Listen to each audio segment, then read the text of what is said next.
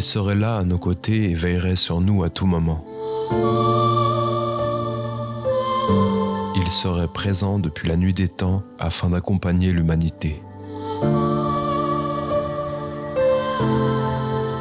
Ils seraient nos gardiens, nos protecteurs, nos guides.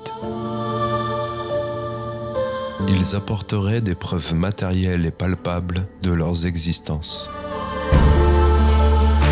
mais n'entreraient en contact avec nous que de manière subtile, personnelle et intime. Pierre Jovanovic, journaliste, auteur et conférencier, a enquêté sur ces êtres lumineux que l'on appelle les anges. Son investigation est l'une des plus documentées, illustrées et sourcées à ce jour dans le monde francophone. Son ouvrage, quant à lui, est devenu un best-seller, une référence en la matière. C'est à l'occasion du 30e anniversaire de celui-ci que nous lui donnons la parole afin d'en savoir plus sur la question. Installez-vous confortablement et préparez-vous à un échange pas comme les autres sur Âme Dessine, la plateforme des rendez-vous quantiques et holistiques.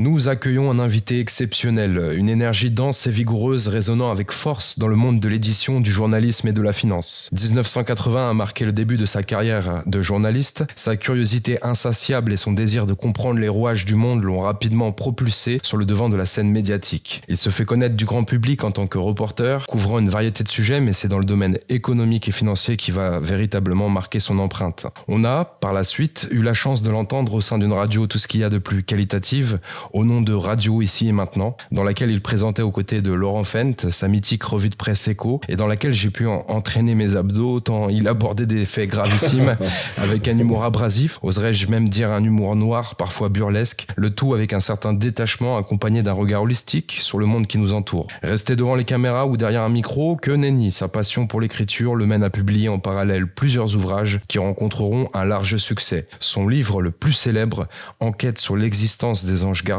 est un véritable phénomène éditorial. Et c'est bien à l'occasion du 30e anniversaire de sa date de parution que nous l'invitons sur notre antenne. À travers cet ouvrage vendu à plus de 500 000 exemplaires, il partage avec ses lecteurs une expérience personnelle et bouleversante qui l'a conduit à explorer un monde inconnu, raillé, décrié, fantasmé, dogmatisé, un monde angélique rempli de mystères et de fables pour certains, de faits et de preuves, d'évidence pour d'autres. Nous l'accueillons ainsi à ce jour en tant que chercheur spirituel. Pierre Jovanovic, bonjour, merci beaucoup, c'est un immense honneur de vous recevoir sur notre antenne. Écoutez, c'est très très gentil là. Je vous ai écouté, j'avais l'impression que vous parliez de quelqu'un d'autre. Je me souviens pas d'être aussi génial. Allez, notre voix de la sagesse, notre mascotte, notre ligne directe avec le monde du subtil. Lors de nos émissions, j'ai nommé Tamara Bioman. Bonjour. Salut Rudy, bonjour Pierre, on est vraiment très honorés. Et évidemment qu'on est en train de vous parler êtes la deuxième quand même. Tamara que je connaisse. C'est vrai Tamara Lempicka, voilà. C'est une belle référence. Ah oui, j'ai vu son exposition à Montréal. C'était une rétrospective et c'était absolument stupéfiant et étonnant. Elle avait un talent fou. C'est très rare d'ailleurs. Alors Pierre, moi j'ai eu l'honneur, en fait, vous êtes la première personnalité que j'ai interviewée dans ma carrière quand je commençais à créer le projet Méta TV. On s'était rencontrés avec Tepa au Forum démocratique en 2012. Voilà. Eh oui, ça remonte. Oui, ça remonte, oui. À la grande époque. Et depuis, de l'eau a coulé sous les ponts et vous êtes diversifié un petit peu, mais vous êtes resté dans la même veine par rapport à vos interviews, par rapport à vos revues de presse. Et aujourd'hui, c'est un sujet exceptionnel pour nous puisqu'il va mettre en exergue un côté factuel par rapport à des phénomènes que nous on décrit au fur et à mesure d'énormément d'émissions. Il y a énormément de points. On va présenter ce livre, encore une fois, qui a été vendu un peu partout, réédité, 500 000 exemplaires. C'est plus qu'un best-seller. Un best-seller en France, c'est combien ? 30 000 exemplaires maintenant de nos jours ? Ah oui, 25, oui. 25. Bah oui, vous avez Golnadel là, qui passe en ce moment sur CNews et qui explique qu'il est en tête des ventes. En fait, c'est 20 000, 25 000, quoi. Effectivement. Ouais, donc 500 000 exemplaires, c'est... Oh, c'est plus que ça, hein. Vous savez, c'est plus que ça avec les autres langues, etc. Mais peu importe, si vous voulez, ce que vous êtes en train de dire, si vous voulez, c'est que ce n'est pas une personne qui se nomme auteur, écrivain, etc. C'est le public qui fait le succès d'un livre et personne d'autre. Voilà. Vous pouvez avoir 25 émissions de télé, radio, et si le public n'accroche pas, si le public ne valide pas votre livre ou votre disque ou peu importe, eh bien, il va tomber dans l'oubli. D'ailleurs, ce qui est extraordinaire, c'est qu'il se vend de plus en plus maintenant. C'est stupéfiant, je vous assure. Il est intemporel en ça, oui, on peut le reconnaître. Par contre, vous êtes passé sur énormément de médias. J'ai pu lire Le Figaro Magazine, TF1, CNN, France 3, France Soir, France Capital. La liste est interminable, en fait. Oui, c'est à l'époque où j'étais pas censuré, voilà. Ouais, effectivement. Tant que je parle des anges, ça va, ça dérangeait personne. Mais dès que je parle de banque, alors là, ou d'Israël, alors là, ça y est, je suis devenu l'ennemi à censurer. Un après-midi de janvier à Fremont, en plein cœur de la Silicon Valley, je venais de terminer la visite de l'usine d'assemblage des ordinateurs portables Grid. Avec mon ami, nous reprîmes notre voiture de location et après avoir cherché pendant 10 minutes, finîmes par trouver le chemin de la Highway 101 qui nous ramenait à San Francisco. Sur l'autoroute, tout paraissait normal, calme. La journée était ensoleillée et, ne conduisant pas, je regardais les gros camions bien américains étincelant de tout leur chrome que nous doublions lorsque soudain, sans même réfléchir, je me jetai sur ma gauche. Dans la seconde qui suivait, une balle traversait le pare-brise, exactement en face de la place du passager, ma place. 1 heure plus tard, après le constat, obligatoire pour l'assurance, de la Highway Patrol, qui nous a rassurés en précisant qu'il s'agissait d'un incident, un sniper, relativement courant. Et je me suis demandé pourquoi je m'étais jeté sur la gauche avant l'impact de la balle sur le pare-brise. Pierre, c'est un petit peu l'amorce, le point de départ de cet ouvrage, c'est ce qui a ensuite provoquer cette longue aventure. J'ai vécu moi-même ce phénomène à travers une autre expérience quand j'étais dans une usine de métallurgie où il y a des ponts, des rails qui sont accrochés au plafond et qui déplacent des crochets de 4 tonnes. Oui, je vois très bien. J'étais en bout de chaîne et j'assemblais des bouts de métaux et à un moment, je me suis décalé d'1 ou 2 mètres intuitivement et le crochet de 3 tonnes est passé à toute vitesse à côté de ma tête et derrière je voyais la personne, le technicien qui manipulait ce crochet en panique et en sueur venir vers moi et me dire « Pourquoi tu t'es décalé ? J'ai failli te tuer !» Et ça m'a fait penser exactement à votre expérience. Est-ce que pour vous, c'est commun ? Est-ce que vous l'avez vu aussi et entendu dans votre entourage, par exemple, ce genre d'expérience ? Bah oui, tout à fait. D'ailleurs, la preuve, si vous voulez, c'est que quand j'ai commencé mon enquête, en fait, j'ai interviewé beaucoup de collègues, de confrères, de photographes, journalistes, notamment des grands photographe de guerre. Vous avez plusieurs témoignages dans le livre. Oui. Et clairement, ce qui apparaît, c'est que lorsque ce n'est pas l'heure de mourir ou même d'être gravement blessé, les anges, votre ange intervient, vous pousse, vous met une claque, vous fait un croche-pied de manière à ce que vous évitiez ceci ou cela. Vous avez plein d'exemples dans le livre. J'en ai parlé lors d'une conférence, mais vous savez, pour moi, le meilleur exemple, c'est Yasser Arafat, qui était le chef de l'OLP, l'organisation palestinienne qui est d'actualité, comme vous le savez aujourd'hui. Et Yasser Arafat a eu à peu près, de mémoire, je crois, une soixantaine, voire 70 tentatives d'assassinat du Mossad tout au long de sa carrière. Et je peux vous dire que le Mossad s'y est mis très très sérieusement, comme on peut le voir aujourd'hui d'ailleurs. Et Yasser Arafat a toujours eu non seulement le sentiment, mais il savait qu'il était protégé. Et lorsque un de mes collègues du Figaro Magazine lui a demandé « Mais qu'est-ce qui vous protège ?» Il a fait ça. Et il a montré sa croix de Lorraine en or que le général de Gaulle lui a offerte. Et donc, il a montré cette croix qui le protégeait. Vous voyez, c'est ça qui était extraordinaire. Donc, il était parfaitement conscient, si vous voulez, que quand c'est pas l'heure, c'est pas l'heure. Voilà. On a l'anecdote, si vous voulez, d'une anecdote assez célèbre d'ailleurs, à la DGSE. Alors c'était avant que ça s'appelle DGSE, à l'époque ça s'appelait le SDECE, le service de documentation extérieure. Vous voyez, on se documente à l'étranger. Ouais. Non, c'est les espions français qui espionnaient à l'étranger.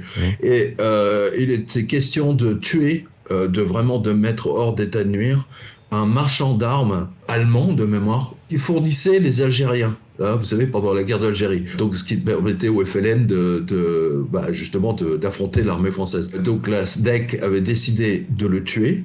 Ils ont fait, de mémoire, je crois, 10 tentatives millimétrées, organisées des jours à l'avance, avec photographie, mesurant les distances, etc., avant d'intervenir. Et ils sont arrivés à la conclusion que c'était pas son heure. Voilà. Donc, vous voyez, quand c'est pas l'heure, c'est pas l'heure. En revanche, ce qui est extraordinaire avec ce livre, c'est que l'ange gardien de la personne qui le lit a tendance vraiment à se manifester, à donner des signes, des synchronicités.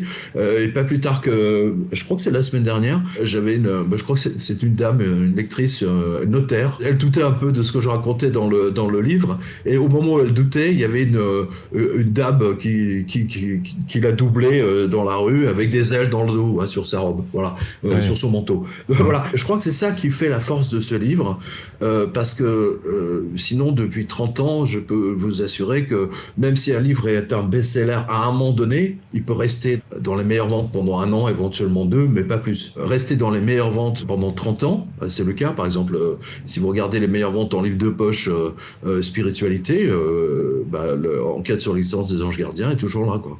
D'ailleurs, vous savez quoi, vos auditeurs, enfin vos spectateurs, moi je les invite à aller sur le site du Jardin des Livres, c'est le jardin.fr, et vous pouvez télécharger les 40 ou 50 premières pages, c'est en PDF, c'est en libre accès du début du livre, comme ça ils peuvent vraiment suivre ce que vous-même avez lu, quoi. Bon, on va leur donner un petit aperçu, un avant-goût, en reprenant chronologiquement un petit peu ce livre, sachant qu'on va peut-être compartimenter notre émission en 2 parties et qu'éventuellement il y aura une seconde partie sur les saints, un sujet plus que passionnant. Cette première question, vous le disiez, avait allumé la mèche d'une bombe qui vous coûterait une fortune en livres.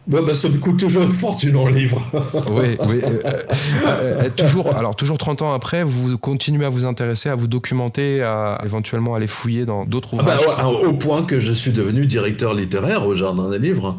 Donc je publie les livres d'autres personnes qui ont vécu des expériences aux frontières de la mort, qui sont passées de l'autre côté du tunnel, qui en sont revenus, et ainsi de suite. Oui, mais je trouve ça... Vous savez, le rôle d'un journaliste, c'est de partager les informations. Bien sûr. Le rôle d'un espion, c'est de voler des informations et surtout de ne pas le partager avec le public.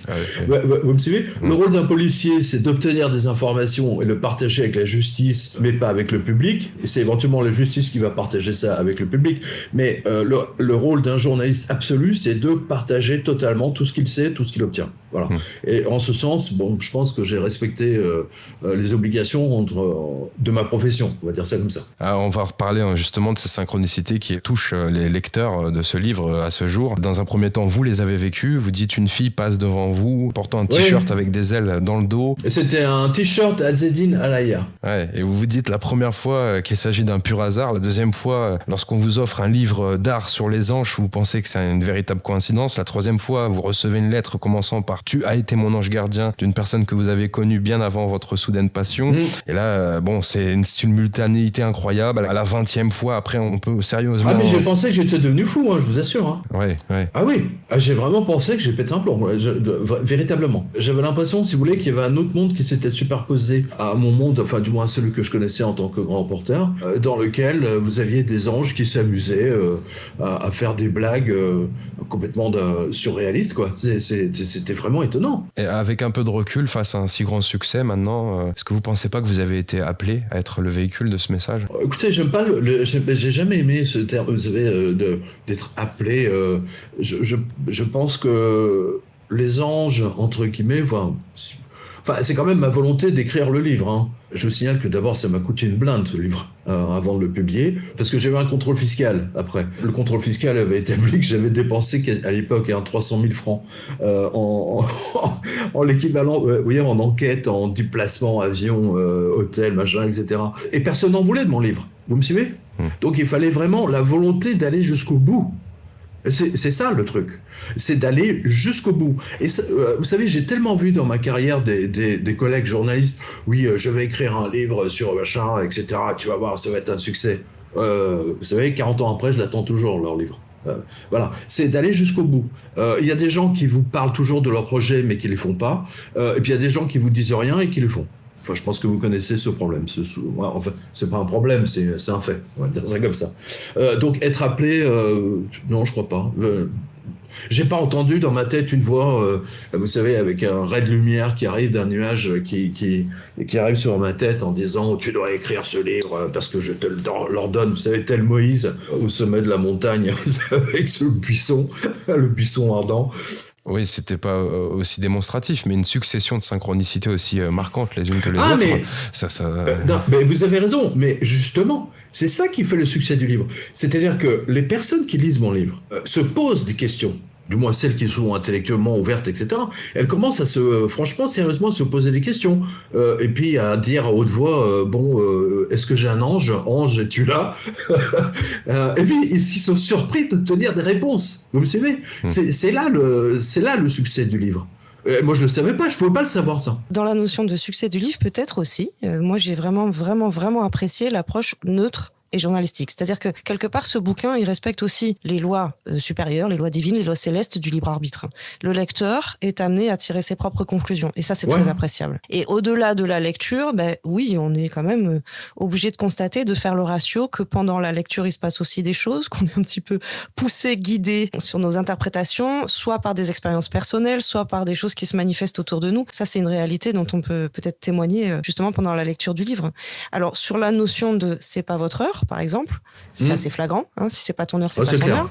Ouais. Voire même, c'est tellement pas ton heure qu'on te renvoie à coup de pied aux fesses. Enfin, il y a certains témoignages qui sont assez rigolos dans ce sens-là, où la personne peut être peut-être un peu là dans l'illusion du libre arbitre. Je sais pas ce que vous en pensez, mais c'est peut-être un moment là où on n'a pas tant le libre arbitre que ça. Vous avez raison de le souligner, parce que la conclusion à laquelle je suis arrivé, également les lecteurs et les lectrices, c'est que si notre mort ne nous appartient pas, ça veut dire quelque part que notre vie ne nous appartient pas. C'est-à-dire qu'en fait, notre vie est juste une autoroute avec 5-6 voies possibles, et pas plus. C'est une sorte de pièce de théâtre qui a déjà été écrite, de l'autre côté sans doute, mais que nous, on interprète. C'est pour ça que Philippe Tesson, feu mon grand patron du quotidien de Paris, du quotidien de médecin, etc., il était passionné de théâtre, et quand il avait lu le manuscrit, il m'avait dit « Votre livre sera soit un bide total, soit un immense succès ». Et c'est le cas, parce que, vous voyez, j'ai reçu un coup de fil, il y a un producteur américain, je crois qu'il veut en faire un film, bon, on va voir, mais ça titille les gens, véritablement. Ça pose question sur le destin, sur la notion du destin, du coup. Justement, j'allais vous donner cette anecdote que j'ai vue passer il y a un mois, je pense que vous l'avez vu passer également. Ils ont retrouvé, vous savez, dans les bombardements à Gaza, ils ont retrouvé un pauvre gamin de 6 ans, 7 ans, sous les décombres, et ils comprenaient même pas comment il avait survécu, ce pauvre gamin. Et le gamin a expliqué au sauveteur qu'il avait vu un personnage lumineux, lui expliquer qu'il allait être sauvé, qu'il ne devait pas s'inquiéter. Bon, avec tous les décombres, la fumée, etc. Ne t'inquiète pas, tout va bien se passer. C'est incroyable. Vous voyez, donc c'est universel. C'est pas réservé aux catholiques, aux protestants. Ça fonctionne pour les Japonais, les Chinois, les musulmans, les Palestiniens, même les Saoudiens. Vous voyez, pour vous dire, le pauvre je pense à Khashoggi. Alors on va esquisser un petit peu les exemples et les phénomènes qui ont été relatés dans ce bel ouvrage qui est un pavé. C'est exhaustif, il y a plus de 600 pages. C'est séparé en 2 parties. Nous, on l'a vu avec Tamara à la fin, et Tamara semblait trouver plus pertinent le fait d'éventuellement évoquer aussi la partie sur les saints dans une émission spécialement dédiée, parce qu'il y a des exemples qui sont effarants, des récurrences qui viennent vraiment presque apporter un côté factuel. Alors je souligne l'intérêt de Tamara, parce que de tous les interviews que j'ai pu faire, et Dieu seul sait si j'en ai fait depuis 30 ans, vous imaginez, mais ce qui est intéressant, si vous voulez, c'est que Tamara est une des rares à demander à parler justement de ce chapitre sur les saints, alors que 80% des lecteurs sont perturbés par ce chapitre, parce que ça amène une autre dimension. On aura l'occasion de digresser davantage dans une seconde partie en saison 3. Alors on revient sur les anges et on va voir quelques points évoqués dans l'ouvrage. On va pas tout vous dire, bien entendu, il faudra vous le procurer pour en savoir plus. Les anges n'aiment pas du tout qu'on les prenne pour des chimères, Pierre. Alors ça, non, ils aiment pas ça du tout. Ils n'aiment pas ça du tout. J'ai vu des gens se moquer justement de ça, et en fait ils se rendent même pas compte qu'ils se moquent eux-mêmes de leur propre ange gardien. Donc en général ils ont un coup de bâton derrière la tête, gentil, mais voilà, c'est pas un retour de karma, mais c'est assez violent parfois, je peux vous dire. Tiens, je vous donne un exemple. C'est mon attaché de presse à l'époque chez Philippe Aki qui me l'avait raconté. Il y avait une journaliste de Elle, le magazine, vous savez, le féminin, qui avait reçu le livre et qui avait pas spécialement envie de le lire. Donc elle l'avait rangé sur une étagère dans son bureau au-dessus, quelque part. Et puis à un moment donné, au moment où elle se disait « qu'est-ce que je vais écrire ?» Le livre, elle lui est tombé sur la tête, littéralement. La fille était scotchée, hein, vous voyez ce que je veux dire, c'est assez étonnant. Mais attendez, je précise quand même quelque chose. Vous savez que l'histoire de la balle, les gens auraient pu dire il raconte n'importe quoi. Le seul problème, si vous voulez, c'est que à l'époque, je ne pouvais pas le savoir, mais on a le numéro de la plainte, etc. Et les gens de CNN l'avaient vérifié. Parce que c'est ce que je vous dis souvent, c'est que Kennedy, lui, il n'avait pas vu la balle arriver. Donc les journalistes américains se disaient, putain, il a vu la balle arriver, comment il a fait? Je dis, mais attendez, moi quand j'ai vécu ça, je pouvais même pas savoir une seule seconde que j'allais écrire un livre sur le sujet. Comme j'étais surexcité, le policier américain a noté dans son procès-verbal que j'ai vu, parce que je lui dis, j'ai vu la balle au ralenti, c'est comme ça, voilà, que je comprends pas. Ouais, mais ce qui est effarant aussi, c'est que c'était un sniper et qu'apparemment c'était... Non, mais aux États-Unis, c'est fréquent. Hein, voilà. Attendez. je veux dire, il n'y a pas une journée sans qu'il n'y ait pas au moins 25 ou 30 incidents de ce genre. Ouais. Alors, ne serait-ce qu'en Californie, vous voyez, ils sont complètement cinglés, les Amerlocs. Aujourd'hui, ils sont devenus fous. Hein. Ouais. Bon, après, ils conservent un amendement qui leur est propre et cher et qui leur permet de conserver une certaine aussi liberté peut-être pour se défendre par rapport aux élites, et même si c'est un petit peu en façade. Ouais, ouais mais bon. Vous évoquiez justement cette scène un petit peu humoristique avec le livre qui lui tombe sur la tête.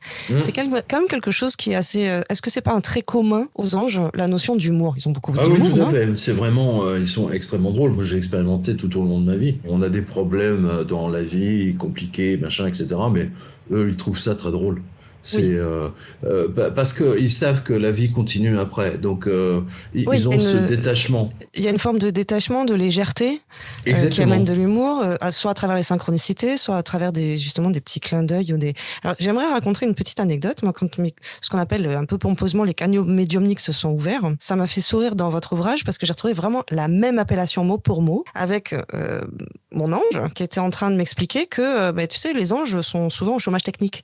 Et quand j'ai retrouvé cette appellation dans votre ouvrage, ça m'a fait beaucoup sourire, de dire mais c'est vraiment ça, peut-être. C'est important quand même ça, je pense, de le préciser. Mais c'était un titre du Wall Street Journal. On imagine tous ces anges là qui sont en train de se rouler les pouces, quoi, qui peuvent pas intervenir. Est-ce que vous voulez bien donner justement peut-être des invitations à nos auditeurs de prendre conscience un petit peu plus de à quel point tout le monde a un ange et que si on ne leur demande rien, ils peuvent rien. Justement, c'est toujours cette loi de libre arbitre. Alors oui et non. Oui et non. C'est-à-dire que le libre arbitre, en fait, il y a deux choses. Que la personne parle avec son ange ou pas, quelle est la connexion ou pas, peu importe. Si ce n'est pas son heure de partir, l'ange va intervenir. Si c'est son heure pour mourir, l'ange va forcer les choses. Il va créer l'accident ou peu importe. En revanche, si vous avez vous acceptez l'idée que vous ayez un ange gardien, un guide ou que vous pouvez mettre le nom que vous voulez dessus, à partir de ce moment-là, la communication pour lui, effectivement, est plus facile. Mais l'ange a besoin de votre permission, c'est-à-dire, donc c'est à vous, votre libre arbitre, de lui demander de l'aide, de vous souffler des solutions, et ainsi de suite. Ça, effectivement, et à partir de là, la communication est encore plus simple. Je viens de publier au Jardin des Livres les livres de Robert Monroe, qui est quand même le grand patron de ce qu'on appelle les sorties hors du corps. Alors, les sorties hors du corps, c'est quelque chose de très connu, notamment dans les expériences aux frontières de la mort, sauf que lui, il avait cette capacité de sortir tout seul, voilà. Et je peux vous assurer que la CIA l'a testé et a pu vérifier qu'il peut effectivement sortir de son corps et aller dans des endroits qui sont formellement interdits au public parce que des zones militaires où il y a des secrets défense, etc. et il a ramené les secrets en question. Donc, vous voyez que même les Américains, si vous voulez, au niveau du Pentagone, du département d'État, ont prouvé que ça existait. Sinon, ils n'auraient pas dépensé des centaines et des centaines de millions de dollars pour un programme qui est resté secret pendant très très longtemps, mais qui fonctionne toujours d'ailleurs. Le remote viewing, la vision à distance, effectivement. Oui, mais là, vous savez, dans les sessions de Robert Monroe, les anges interviennent. Et dans les livres, alors là, on a publié son livre qui n'a jamais été traduit en français. Et ce qui est intéressant, c'est qu'il y a des dialogues entre ce que lui appelle... Alors lui, il appelle pas ça ange gardien, il appelle ça un être individuel hautement évolué. les InSpec, de mémoire. Vous voyez, parce qu'il avait un problème avec la religion, il supportait pas le côté catho ni le côté protestant, ce qu'on appelle les anges, les saints, etc. Et en fait, il a été obligé de convenir effectivement que ça existe, mais il les a pas appelés sous le nom de anges. Et ce côté religieux, c'est marrant, il ressort dans le livre. Vous dites, après quelques mois de discussion avec l'ange, on remarque qu'en fait, il ne désire qu'une seule chose, une communion parfaite avec son protégé, puisqu'il connaît mieux que quiconque ses désirs et ses problèmes. Oui. L'ange s'efforce de répondre aux désirs et jamais je n'ai ressenti dans cette relation invisible autre chose qu'une immense complicité. Pourtant, on dit partout que les anges ne sont que des messagers de Dieu, en quelque sorte des instruments parfaits, inhumains, sans sentiment et encore moins de liberté d'action. Rien de plus inexact, car une relation entre un ange gardien et son protégé peut être exempte de Dieu, ce qui ne pose aucun problème puisque le rôle de l'ange consiste justement à emmener son protégé progressivement vers Dieu. C'est très beau. Ouais, c'est gentil. Oui, c'est moi qui l'ai écrit, absolument. Non, c'est vrai. J'étais très inspiré à ce moment-là. Vous savez, c'était quand j'ai fini d'écrire le livre, j'ai eu l'impression de me cracher. C'est comme si j'avais été porté, entre guillemets. Et j'ai revécu la même chose avec mon dernier livre qui va sortir au mois de mars. Enfin là, c'était un peu différent parce que le sujet est différent, mais ce qu'on appelle l'inspiration, c'est quelque chose de réel, clairement. C'est pour ça que les artistes, les musiciens sont des gens qui voient le futur, ils ne le savent pas qu'ils le voient. Les peintres voient le futur, ils ne savent pas qu'ils le voient. Par exemple, si vous allez à Beaubourg, au musée d'art moderne au musée de Beaubourg, et vous avez, parce qu'il commence l'exposition des tableaux en 1900. Et ce qui est intéressant, si vous voulez, c'est que les peintres des années 1900 ressentaient l'arrivée de la Première Guerre mondiale, parce que on voit que ça devenait de plus en plus sombre. Et les musiciens, c'est pareil. Les musiciens, quand ils en fait, c'est votre concentration qui vous permet d'être inspiré, entre guillemets. Et ça, c'est quelque chose que il y a un médecin qui m'avait expliqué que sa grand-mère, ou sa mère plutôt, en fait sortait de son corps. Vous savez comment ? Parce qu'elle faisait du crochet. Et elle était tellement plongée dans son crochet qu'elle sortait, elle continuait à faire sa tapisserie. Et ce qui est intéressant, si vous prenez la mythologie grecque, eh bien, vous avez les 3 déesses qui créent le monde justement avec leur crochet. Elles continuent. Et quand il s'agit le destin d'une personne, d'un héros ou peu importe, arrive à la fin, elles prennent les ciseaux, elles coupent le fil. Donc il y a toujours une logique. Et ce qui est extraordinaire, si vous voulez, avec les Grecs, c'est que en fait tout était déjà là, mais sous une autre forme. C'est étonnant. Et le petit clin d'œil par rapport au crochet, à l'interview formidable que vous avez vécue avec Isabelle Kleber-Ross, qui était en train de tricoter pendant que vous étiez en train d'interviewer. Mais c'est vrai, mais bien sûr, elle était en train de tricoter, oui, absolument. C'est une femme vraiment adorable. Elle m'avait expliqué à l'avance ce qui allait se passer avec mon livre, alors que je pouvais même pas le savoir, quoi. C'était vraiment étonnant. Et Dieu seul sait si elle a fréquenté les anges. Avec les 10 ou 15 000 personnes qu'elle avait aidées à mourir. Parce que je rappelle que pour nos spectateurs, que Dr Elisabeth Kubler-Ross, c'est elle qui a inventé la médecine palliative. C'est-à-dire qu'en fait, c'est des gens qui ont un cancer en phase terminale, qui vont mourir. Et à l'époque, dans les hôpitaux, c'était un pavillon de l'hôpital où personne ne voulait aller, quoi. Et on laissait les gens mourir dans leur lit. Une fois qu'ils étaient morts, on les jetait voilà. Et Kubler-Ross a montré que notre humanité, justement, doit accompagner ces gens même jusqu'à l'extrémité. Et c'est cette humanité. C'est ce que je reproche aujourd'hui. C'est pour ça que je suis devenu...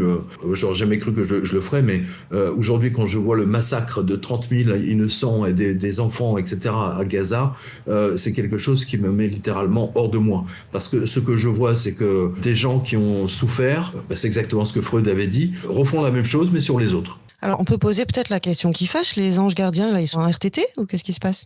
C'est ce qu'on a dit tout à l'heure. Si c'est pas l'heure, c'est pas l'heure. C'est pas l'heure. C'est tout. C'est aussi bête que ça.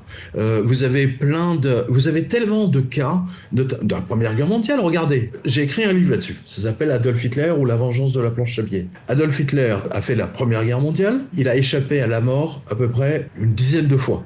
C'était pas son heure. Et c'est à cause de ça, si vous voulez, qu'il a commencé à comprendre qu'il avait peut-être un destin différent de ce qu'il pensait. Et pourtant, c'était pas évident, parce qu'après la Première Guerre mondiale, il dormait sous les ponts. C'était un clochard. Il faut le rappeler. Vous voyez, c'est-à-dire que il y a un destin. Voilà. C'est Vous avez un film qui a été fait sur la tentative d'assassinat qui a été faite par des officiers de la Wehrmacht contre Hitler. Ils ont recréé l'attentat et ils n'ont absolument pas compris pourquoi il n'a pas été coupé au niveau du bassin avec la bombe qui était posée sous la table. Vous avez même sur Discovery, je crois, vous avez un documentaire sur les 50 fois où Hitler a échappé à la mort de manière certaine. Vous me suivez? C'est-à-dire que c'est comme Yasser Arafat et c'est comme d'autres, comme Patton. C'est pas réservé uniquement aux mauvais, du moins. Il n'y a pas de notion de bien ou de mal, en fait. Non, quelle que soit la mission, il y a une mission. Ouais. Exactement. L'ange gardien de la personne veille. Si c'est pas l'heure, ce n'est pas l'heure. Maintenant, si c'est l'heure, effectivement, là, je vous renvoie aux travaux du professeur, du docteur Newton. Vous savez, il y a des gens qui s'incarnent juste pour avoir l'expérience de la Terre. Ils vont vivre 3 mois, 6 mois, peut-être 5 ans, 10 ans. Et c'est le départ qui est programmé. Ah, c'est passionnant. Ah oui, c'est pas ça pour être passionnant, parce que là, on ouvre des portes philosophiques. Vous savez, moi, quand je vois Onfray à la télé nous expliquer que Jésus n'a jamais existé, mais je me dis, mais Onfray, mais t'es complètement à la ramasse. Il descend de plus en plus bas, oui. Il descend de plus en plus bas. Tout ce qu'il trouve à faire, c'est faire des genres de trucs provoques pour avoir l'attention des médias. Je trouve ça triste.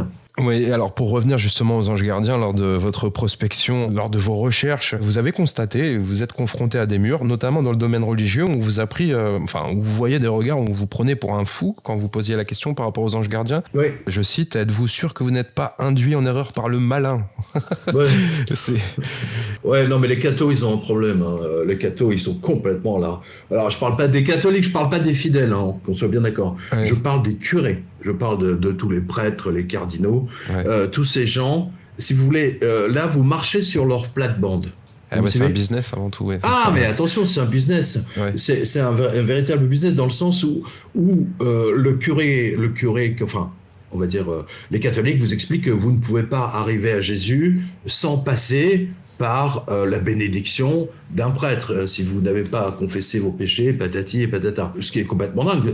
Vous savez, les protestants ont montré que c'est pas tout à fait ça. Et l'autre moitié du globe, parce que je rappelle qu'il y a quand même une autre moitié du globe qui savent même pas qui est Jésus. Ce sont les Chinois, les Japonais, etc. Et puis ils ont évolué en même temps que nous. Et les Chinois ont inventé l'écriture sans doute même avant les Sumériens. Vous voyez ? Donc ils ont une autre approche. C'est ça que je veux dire. Mais les prêtres catholiques ont totalement dévoyé le message de Jésus. Et en fait, ils veulent contrôler les gens. Il suffit d'aller au Vatican pour voir, ne serait-ce que les boutiques autour du Vatican, il y a un business monstrueux. Oui, mais non, mais ça. Mais attendez, vous allez au Japon, vous allez dans les grands temples, vous allez à Nara, vous allez à Tokyo, vous allez à Osaka, vous avez également des boutiques. Ça, c'est pas. Ce qui est surprenant, c'est à quel point l'Église a du mal avec les anges, précisément. C'est ce que je vous ai dit, c'est qu'en fait, ils sont complètement christocentriques. Je vous donne un exemple. Quand le livre est sorti, donc il était dans les meilleures ventes pendant 6 mois, 1 an, je ne sais plus, du Nouvel Obs, l'Express. Et j'étais invité sur toutes les radios de France et de Navarre, sauf une, Radio Notre-Dame. Oui. Donc ça vous montre bien qu'ils ont un problème avec ça. C'est-à-dire que c'est enlever du pouvoir au curé. Et donc là, ils le supportent pas. C'est-à-dire que vous donnez une liberté aux gens de pouvoir réfléchir autrement. Et c'est là où j'estime, si vous voulez, que j'ai fait vraiment un travail important. C'est pas tant au service des anges, entre guillemets, mais plutôt en montrant que l'Église catholique a vraiment dévoyé le message du Christ. À leur profit, j'entends, entendez-moi bien. Pas tous, tous les curés sont pas comme ça, il faut quand même le dire. Mais la majorité, de toute façon, attendez, les 75% des curés, ils font partie du club. Paradoxalement, dans les milieux ésotériques et dans les milieux New Age, vous dites que c'est mieux passé. Ah, mais tout à fait. Plus d'ouverture. Mais les protestants sont infiniment plus ouverts que les cathos. Je parle des curés, je parle pas qu'on soit bien d'accord, je ne parle pas des fidèles, je parle des officiels, entre guillemets. Chez les protestants, j'ai eu un accueil extrêmement sympathique, simple. Dans je sais pas le truc du Wedge, mais c'est vrai que les gens sont quand même plus ouverts, c'est clair. C'est une évidence. De toute façon, attendez, aujourd'hui, l'Église catholique est vide. faut quand même le rappeler. Il y a 50 ans, vous aviez, je sais pas, 200, 300 jeunes qui faisaient des études pour devenir prêtres. Aujourd'hui, si vous en avez 3 ou 4 dans les séminaires, c'est le maximum. Oui, mais Vatican II, c'est une catastrophe. Depuis le concile de Nicée, c'est devenu du grand n'importe. Non, c'est pas. Enfin, vous avez raison. Vatican II est une catastrophe. Moi, j'étais enfant de cœur, je servais la messe sous Vatican II en latin. Moi, j'avais 6 ans, 7 ans, et je peux vous dire qu'en plus, je me promenais avec l'encensoir. Vous savez, là, ça pesait lourd, parce que c'était pas le petit encensoir. Avec l'encens, et je peux vous dire qu'à 6 ans, quand vous respirez ça à haute dose, c'est comme si vous fumiez un énorme pétard. Et je planais pendant toute la messe, je peux vous dire, et je chantais, mais je sais même pas ce que je chantais d'ailleurs en latin, mais j'ai adoré la messe en latin. Et quand j'ai vu la première messe normale, je dis mais ils sont fous, Dieu il est parti promener le chien, c'est quoi le truc? Puis vous savez, un curé qui joue de la guitare, le mec il joue faux en plus, il se croit à l'Olympia ou à Bobino simplement parce qu'il veut chanter. Vous savez, c'est un garçon qui s'appelle Frédéric. Alors je me souviens un peu de son nom de famille, mais je vais le retrouver. Il a créé un livre qui s'appelle Sodoma et qui montre qu'en fait, dans les années 60-70 où l'homosexualité était interdite, très très mal vue, le seul échappatoire pour beaucoup d'homosexuels, c'était de devenir prêtre. À partir des années 2000, à partir du moment où l'homosexualité est devenue standard, banal, plus personne ne s'en offusque, si vous regardez les chiffres des gens qui sont devenus prêtres, les deux courbes se croisent. c'est assez amusant. Je recommande son livre, Sodoma, c'est très très intéressant, c'est l'homosexualité au sein de l'Église catholique, et c'est effrayant. C'est totalement effrayant. En parlant de sexualité, une question classique, est-ce que les anges sont sexués ? Les anges sont sexués, bien sûr. C'est en partie à cause de ça que j'ai commencé à écrire. Enfin, du moins, à me passionner pour le sujet.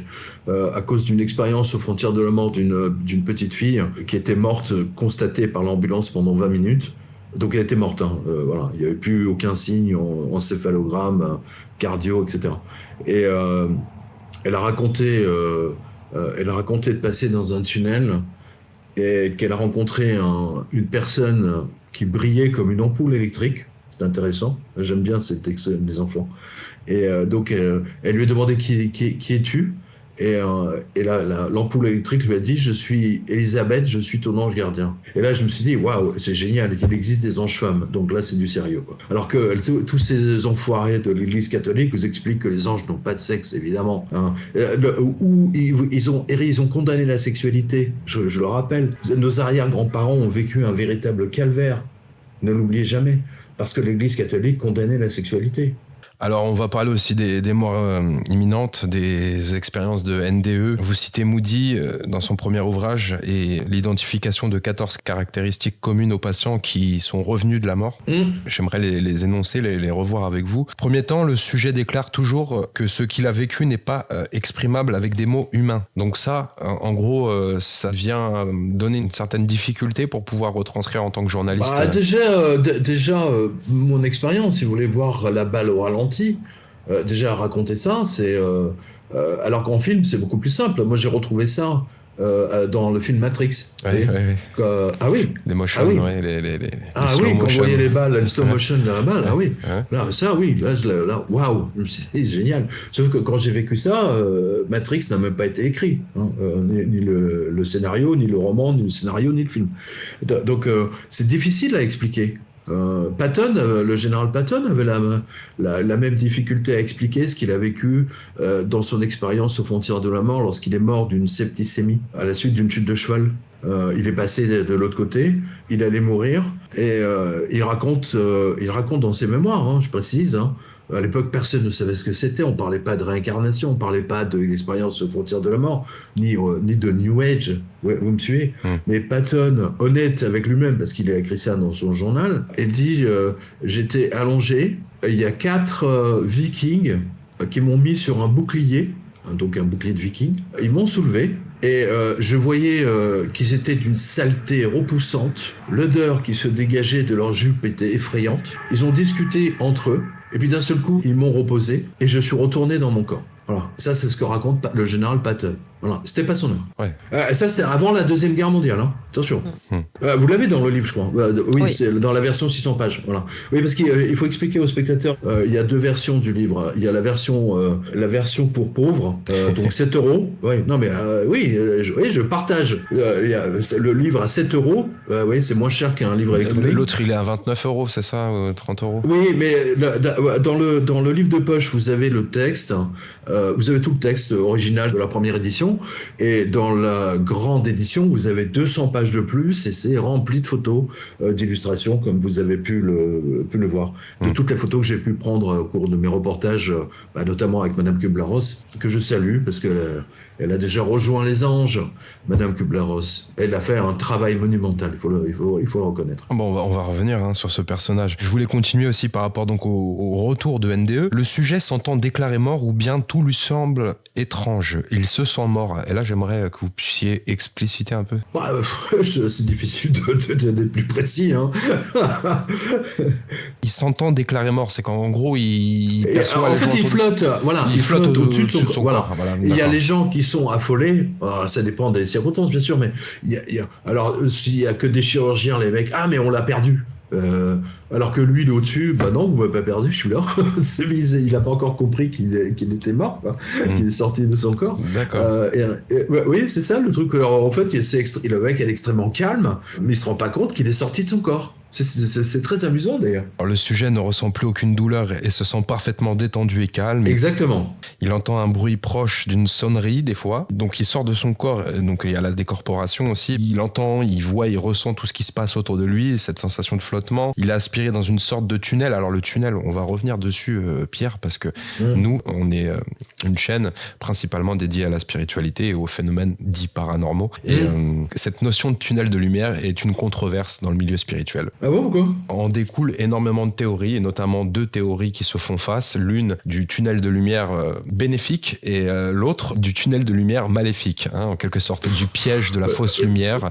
Non, mais qu'ils arrêtent leur... Écoutez, nous on a publié un livre du professeur Howard Storm qui s'appelle Voir Paris et mourir. C'est un professeur américain d'art qui a emmené ses élèves au Louvre. Donc il y avait une vingtaine d'universités et il a eu un malaise, il a été hospitalisé à la salle Pétrière de mémoire, je vous dis ça comme ça, et il est mouru dans la salle d'attente des urgences parce que ils étaient passés à ce moment-là, ils étaient passés aux 35 heures, où il n'y avait plus personne pour s'en occuper. Enfin bon, peu importe.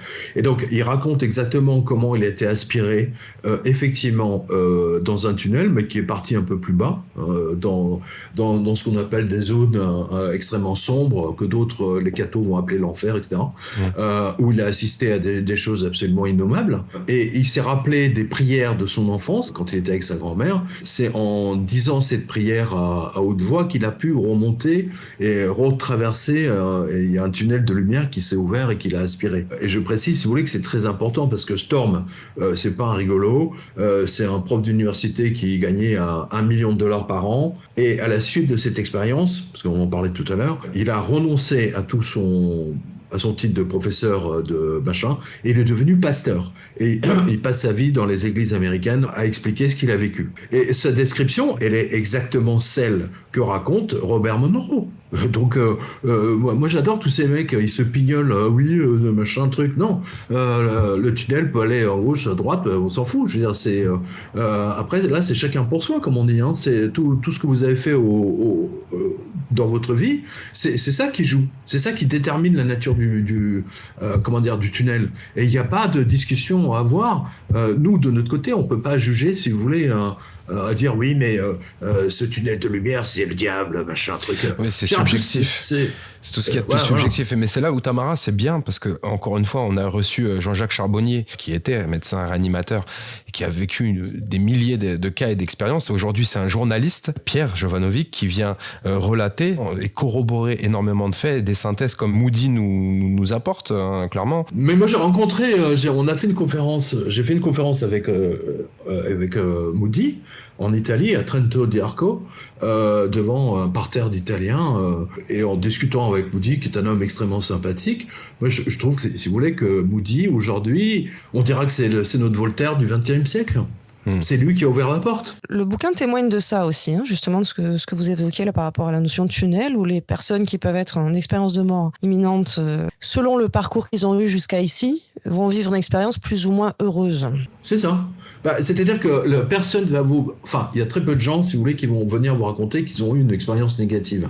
Ça, en général, on ne va pas s'en vanter. Vous me suivez ? C'est comme si vous allez dire... on a publié le livre du docteur Rawlings, qui était... Alors lui, c'était un cardiologue chirurgien militaire. Vous voyez un peu le profil. Lui, il croyait pas à toutes ces histoires. Et c'est un jour, il y avait un patient qui l'attendait dans la salle d'attente.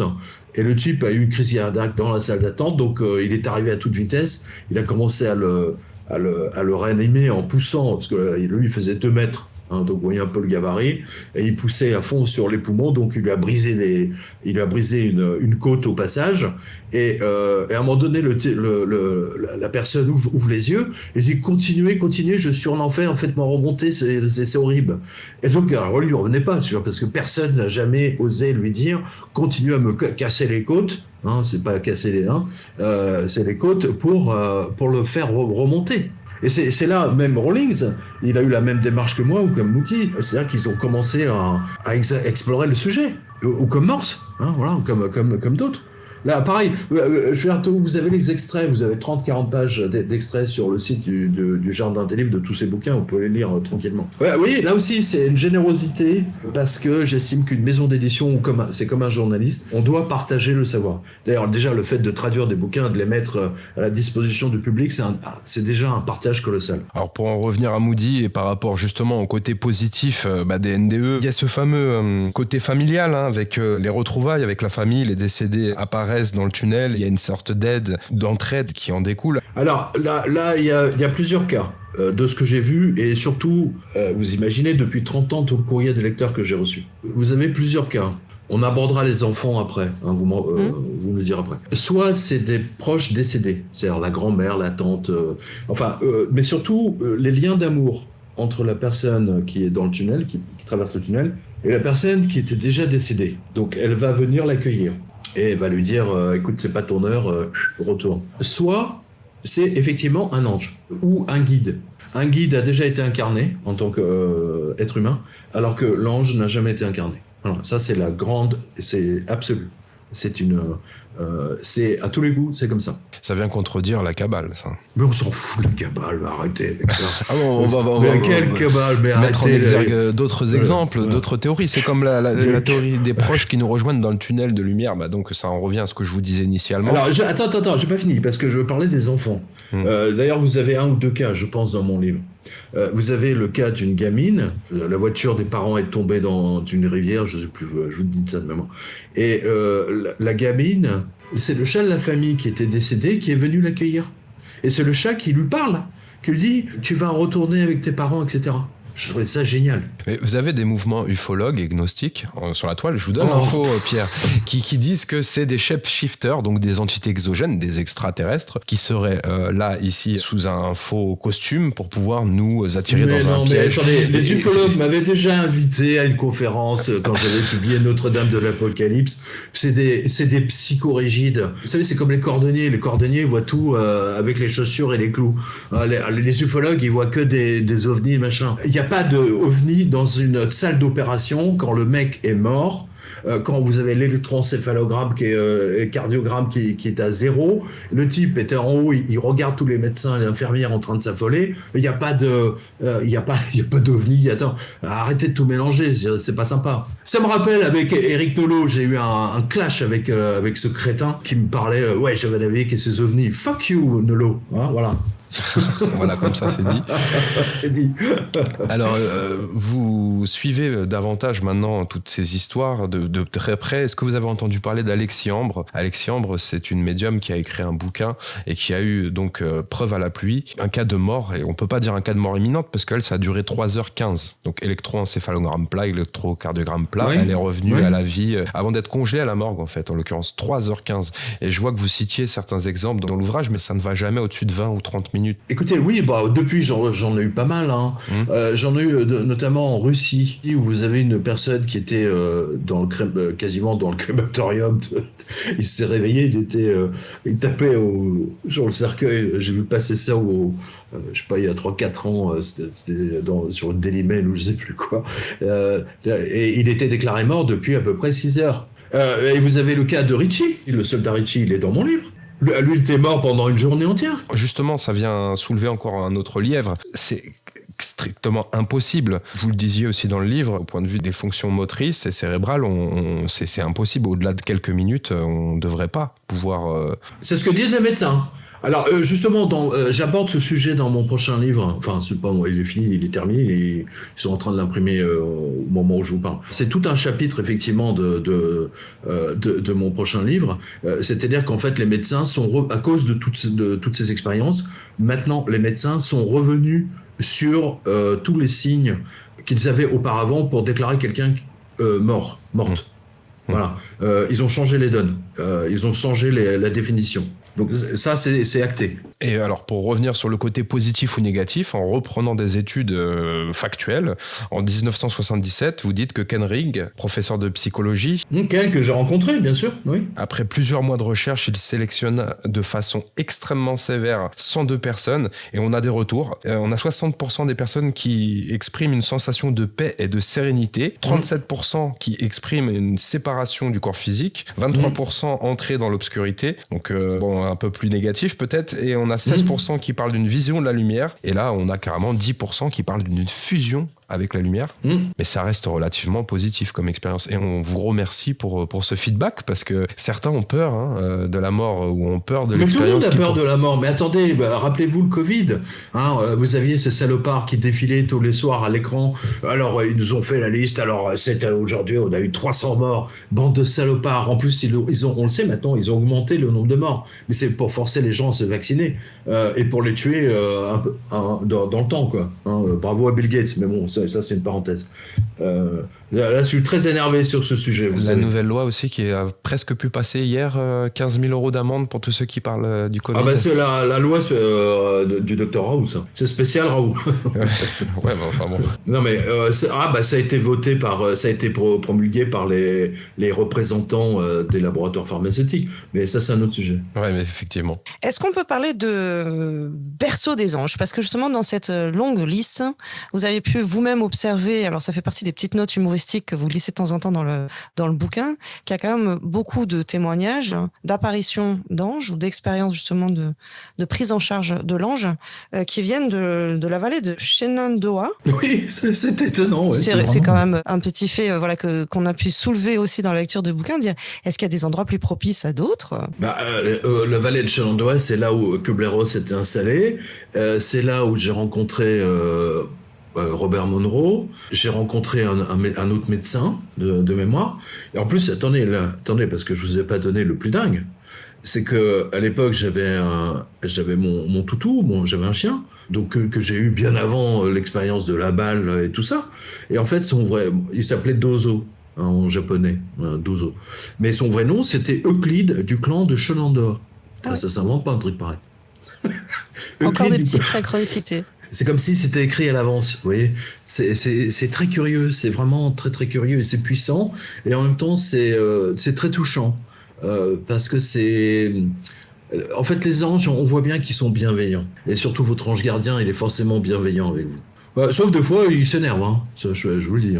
Oui, alors ça fait aussi partie des questions que j'avais à poser. Est-ce que les anges ont une certaine forme de sévérité ? Est-ce qu'on a raison de les décrier aussi sur le côté bisounours ? Là, vous répondez un petit peu en disant les deux, mon capitaine. Écoutez, en tout cas, les anges peuvent être extrêmement sérieux. Ils sont mais ils peuvent véritablement vous faire tomber dans la rue. Simplement pour éviter, parce que dans la seconde d'après, vous avez une voiture qui a plus de frein et qui va passer exactement là où vous auriez dû vous tenir. Vous me suivez ? Donc c'est extrêmement sévère. Ils ont des actions extrêmement sévères, brutales même. Brutales, hein. Vous savez, quand c'est l'heure de mourir, les anges sont brutaux pour déclencher l'événement qui vous fait partir. en retomber avec cette anecdote de votre chien sur la notion un petit peu de destin, les choses sont écrites. Quel lien on peut faire entre du coup le destin et une pratique spirituelle, la spiritualité? Écoutez, je pense, si vous voulez, qu'il y a la notion de jeune âme et de vieille âme. C'est-à-dire, en fait, des niveaux. La Révolution française a établi, vous savez, tous les hommes sont égaux, etc. Bon, sur le papier, c'est vrai, mais en réalité, tout est faux. Et tout le monde le sait, d'ailleurs. Mais il y a une autre partie, si vous voulez, dans cette, c'est que vous avez des jeunes âmes, c'est la première fois qu'ils sont incarnés, d'autres c'est la deuxième, troisième, et puis vous avez des gens en fin de parcours terrestre qui sont vraiment des vieilles âmes. Par exemple, Gandhi, voilà. Gandhi, c'est typique de la vieille âme qui s'est incarnée juste pour sauver son pays. Alors on va rentrer dans les questions de personnes néophytes qui n'ont pas forcément les informations, qui n'ont pas pu lire l'ouvrage, qui nous ont laissé des questions pour vous sur le Discord en l'occurrence. Mais de toute façon, vous savez ce qui est marrant, vous savez, moi je crois à la puissance des mots. Je considère que la source des mots, c'est quelque chose de sacré. Et Discord en anglais, ça veut dire semer la zizanie. Vous n'êtes pas le premier à nous dire ça. Oui. Et qu'est-ce qui s'est passé au début de l'émission? Ça a semé la zizanie. Effectivement. Ah oui, moi j'étais à deux mots, je dis, vous commencez à m'énerver avec votre truc. D'ailleurs, on s'excuse auprès des gens qui étaient là et qui ont cru qu'on pourrait faire l'enregistrement. Il y a eu un petit problème technique, effectivement. Alors en passant aux questions, la première question, c'était que pense Monsieur Jovanovic des hiérarchies angéliques, des archanges? Est-ce qu'il a entendu parler dans ses récits et dans ses témoignages de cette notion? Alors, dans la partie expérience aux frontières de la mort, non. Dans un livre que j'ai publié qui s'appelle L'explorateur de l'au-delà, donc il y a cette notion. Mais là, je vous renvoie sur un autre livre que nous avons publié d'ailleurs, qui est un monument aux États-Unis, enfin dans le monde anglo-saxon, qui s'appelle le Dictionnaire des anges, de Gustav Davidson. Gustav Davidson était le grand patron de la plus grande bibliothèque du monde, celle de Washington, la librairie du Congrès. Je pense que vous en avez entendu parler. Et c'était une sorte de hobby au début pour lui. Parce que dans la Bible, il disait mais il y a que 3 ou 4 noms d'archanges et je comprends pas, les textes ne sont pas d'accord avec vous. Et puis il est parti, en fait, il a écrit à tous ses collègues patrons de grandes bibliothèques pour savoir s'ils avaient des textes où il y a d'autres noms d'anges. Et en fait, au bout de 20 ans de travaux, de recherche, de grandes librairies, de petites bibliothèques, de moines bénédictins, que ce soit en Sibérie ou en Italie ou même en Égypte et en Somalie, il a réuni, si vous voulez, chez nous, je crois que le truc, ça fait 620 pages ou 650 pages. Alors d'abord, il traite, bien entendu, cette question, c'est-à-dire toutes les hiérarchies d'anges. Alors vous avez quelqu'un qui a écrit là-dessus, c'est Denis l'Aéropagite. Et pas l'aérophagite, comme certains veulent. C'est Denis, c'est un savant de l'époque grecque, etc., qui a établi la première hiérarchie des anges. Après, il y en a eu d'autres, etc., qui l'ont établi. Et je pense que le dictionnaire des anges, donc au Jardin des Livres, ça, je peux vous dire que ça va vous faire plaisir, parce que c'est un pavé comme ça, et vous avez, je sais plus, 2-3 000 noms d'anges dedans.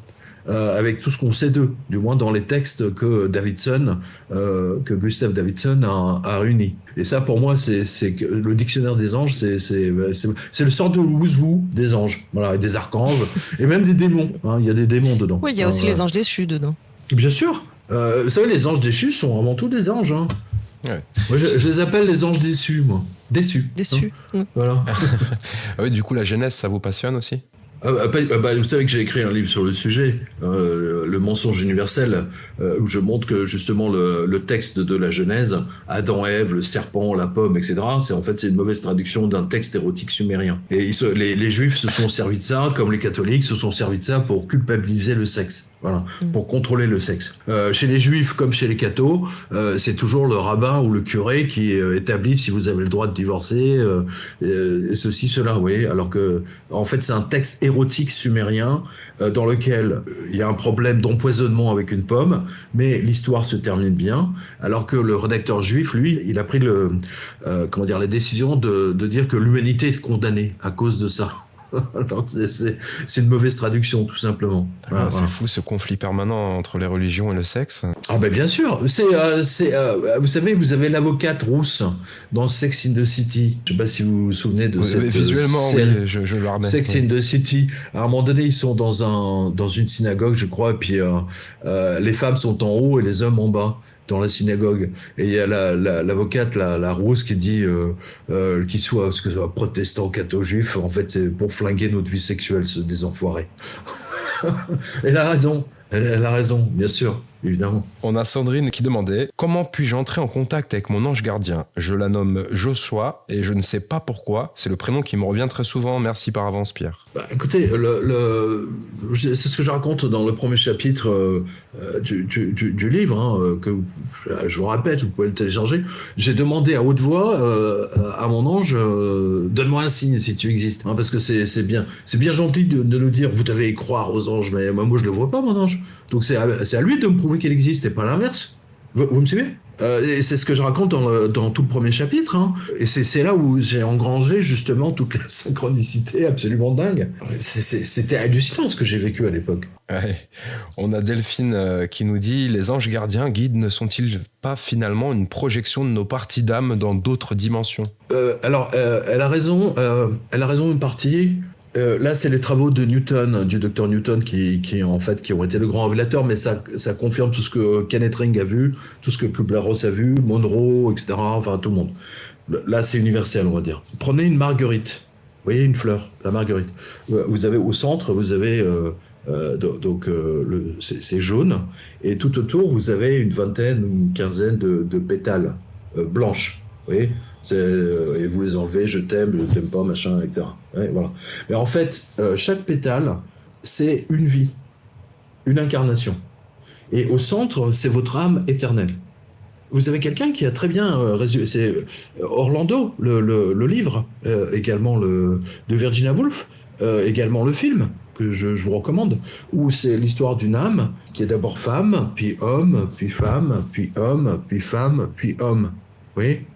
Ken Ring m'a expliqué que dans ses recherches, il a vu que nous avons tous été, dans nos différentes incarnations, on a été d'abord une pierre, puis un arbre, un végétal, une fleur, peu importe, et puis ensuite un animal sauvage, puis un animal sauvage un peu moins agressif, animal domestique, avant de devenir un être humain. Voilà, c'est ça que je veux dire par là. Et ça, c'est universel, hein. Vous le retrouvez également chez les Indiens, hein, pareil. C'est pour ça que chez les Indiens, par exemple, les vaches sont sacrées. Ah oui. Bah oui. Ouais, ça me fait penser au bouddhisme aussi. Vous savez, il faut pas. C'est pas parce qu'on est dans un pays catholique qu'il faut jeter la sagesse des bouddhistes qui ont quand même 6000 ans d'ancienneté à la poubelle. Ils ont des textes qui sont absolument extraordinaires, qui datent de 6000, 7000 ans. Ouais, mais c'est là qu'on va nous accuser de New Age, parce que c'est l'orientalisation des mœurs occidentaux. Mais on s'en fout de ceux qui nous accusent. Pourquoi vous tenez compte de ceux qui vous critiquent ? Vous savez, si j'avais tenu compte des gens qui me critiquaient, mais j'aurais jamais rien fait de ma vie. Mais on s'en fout. Vous savez, les gens qui vous critiquent, vous savez pourquoi ils vous critiquent ? Parce que vous faites quelque chose qu'ils auraient rêvé de faire. Donc on s'en fout des critiques, on s'en tape des critiques. On a Nina qui nous dit « Doit-on faire la différence entre guide et ange gardien ? Un ange gardien peut-il être un ami ou un proche décédé, ou bien correspond-il aux hiérarchies angéliques ?» Non, j'ai déjà répondu tout à l'heure. Le guide, c'est... alors, il y a deux types de guides. Vous avez le guide qui est par exemple, votre grand-mère. Moi, je sais que ma grand-mère, par exemple, fait partie de mes guides. Parce que j'avais une relation d'affection, d'amour qui était absolument phénoménale. Bon, comme tous les petits avec leur grand-mère ou grands-parents. Mais vous avez également ce qu'on appelle les anges, qui n'ont jamais été incarnés. Et vous pouvez très bien voir un guide qui, lui, a été être humain, mais qui vous a été affecté pour vous guider, justement. Le professeur Newton le montre très bien. Oui, puis je crois qu'il y a la subtilité aussi que les guides peuvent être amenés à changer au cours d'une seule et même vie, selon ce qu'on est en train d'explorer et selon où est-ce qu'on en est, alors que l'ange a cette particularité d'être là du début jusqu'à la fin. C'est le même ange. Absolument. On a un ange à titre. Tout à fait. J'ai le souvenir d'une expérience typique où c'était le Russe, là, justement, dont je vous ai parlé tout à l'heure. Il raconte qu'il est passé dans le tunnel, il a revécu sa vie. Et il revoit sa vie à l'envers. C'est-à-dire du moment où il a eu son accident, où il a été renversé par la voiture. Et donc, il descend C'est un peu comme le film Benjamin Button, vous voyez, à l'envers. Et à un moment donné, il se voit être dans le ventre de sa mère, et ça continue, c'est-à-dire qu'il se voit sortir du ventre de sa mère, il se voit remonter dans cette dimension, il voit ses parents en train de faire l'amour, et il se voit être à côté de son guide ou de son nom, je me souviens plus, où l'ange lui explique, ou le guide lui explique, tu vas t'incarner avec cette femme-là, parce que c'est ce que tu as choisi. Voilà. Grosso modo, ils étaient en train de discuter les modalités de l'incarnation. Et c'est très important, ça. C'est très, très important de comprendre ça. Ça veut dire qu'on choisit. Bien sûr, évidemment qu'on choisit. Vous avez même attendez, ça vous l'avez dans tous les films. J'ai l'impression quand je l'ai vu la première fois, j'ai l'impression de le connaître depuis longtemps. Combien de fois vous avez entendu ça? La sensation de déjà-vu. C'est plus que ça, c'est plus que la sensation de déjà-vu. Il y a quelque chose de très puissant qui se met en place. Et Newton, le docteur Newton montre bien que par exemple, avant de se marier ou des choses comme ça, ou même pour les enfants, je veux dire, les enfants choisissent les parents. Ouais. Et ça, c'est une notion qu'on aborde aussi, mais qui est pas évidente pour beaucoup de gens, parce qu'on choisirait aussi nos épreuves, on choisirait des cas catastrophes, on choisirait d'être à Gaza actuellement, par exemple, sous les décombres. Oui, mais attendez, mais des Gaza, vous en avez eu des centaines de milliers depuis l'histoire humaine. Faut arrêter avec ça. Vous croyez que c'est nouveau, ça? Le sujet de la réincarnation, moi, j'ai pas lu tout Jovanovitch, pardon, mais est-ce que ça serait pas un thème pour faire une enquête? Est-ce que vous l'avez déjà fait? Est-ce que vous y pensez? J'en parle dans mes ouvrages, mais attendez, vous avez le professeur Stevenson, par exemple, qui est la sommité dans le genre, parce qu'il a consacré toute sa vie, alors je ne sais plus quelle université américaine, il a publié une dizaine, voire une vingtaine de livres sur le sujet. Mais vous en avez d'autres. Et surtout en Inde, c'est quelque chose d'extrêmement fréquent. Je vous donne un exemple. Le Dalai Lama. À la mort du Dalai Lama, ils vont chercher le petit gamin dans lequel le prochain Dalai Lama s'est incarné. C'était un peu une demande que j'étais en train de vous faire. C'est-à-dire sur le principe justement d'une enquête, comme vous savez les mener en tant que journaliste. C'est gentil, mais Déjà beaucoup de boulot. Ouais, c'est déjà pas mal de boulot, ouais. Vous savez, moi, des fois, je regarde mon chat, Iris, et je sais que c'est une petite âme. Et je sais qu'avant d'être chat, c'était un léopard. C'est très intéressant. Je l'ai vu avant même qu'on m'offre ce chat. J'avais rêvé 2 jours avant. J'entendais un chat miauler. Et puis je voyais un léopard qui se transformait en chat. Et 3 jours après, on m'offrait un chat. Et c'était Iris. Ouais, oui. Un chien, pareil. C'est une petite âme qui nous a choisis pour l'aider à évoluer. Oui, vice-versa. Bien sûr. C'est pour ça, pour moi, vous savez, je suis très dans la défense des animaux parce qu'ils n'ont pas la parole, mais parce que ce sont des âmes. Des petites âmes, mais ce sont des âmes. On attribue souvent, justement, aux animaux de compagnie le rôle de médiateur. Dans mon livre, vous avez l'exemple du professeur John Lilly, qui a été sauvé d'une chute où c'était la mort certaine, où c'est le chien qui l'a sauvé. Aujourd'hui, si vous allez sur YouTube ou sur TikTok, vous avez quand même pas mal de cas, parce que le lecteur me l'envoie, évidemment.